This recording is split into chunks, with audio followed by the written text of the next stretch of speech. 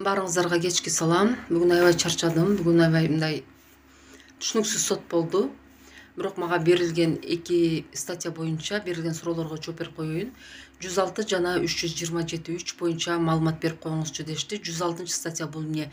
106 статья бул өзүнүн төрөгөн баласын өлтүрүү же болбосо өлтүргөнгө аракет кылуу. 327 бул поддельный документ болбосо фальшивый айдоочулук куәлик менен же паспорт менен кармалгандар. Эгерде сизди сотрудник ГИБДД ГАИ кызматкерлери жолдо токтотуп документиңиз базада жок, фальшивый болгон болсо, Казанскийден же Таганскийден сатып алган болсоңор, эч качан ГАИ кызматкерлерине пара сунуштабагыла.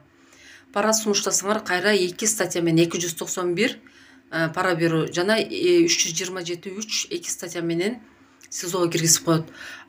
Жөн эле поддельный документ болсо, аны эч ким СИЗОго киргизбейт. Полицияга алып келет. Полицияда дознаватель сурак кылат, каяктан алдың, качан алдың, эмне болуп алдың дейт. Анан подписка не выезд, эч жака кетпе деп чыгарат.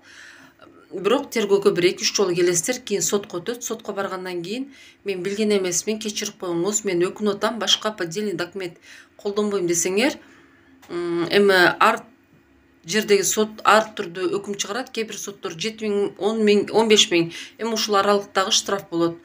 Ошондуктан фальшивый документ менен ой бул менен камалып кетесиз, анан кийин бул жаман десе дагы ага акча кетирип адвокат алып отурбаңыздар. Буга мамлекеттик адвокат эле иштейт. Негизи эле мен сиздерди поддельный документ колдонгону сунуш кылбайт элем.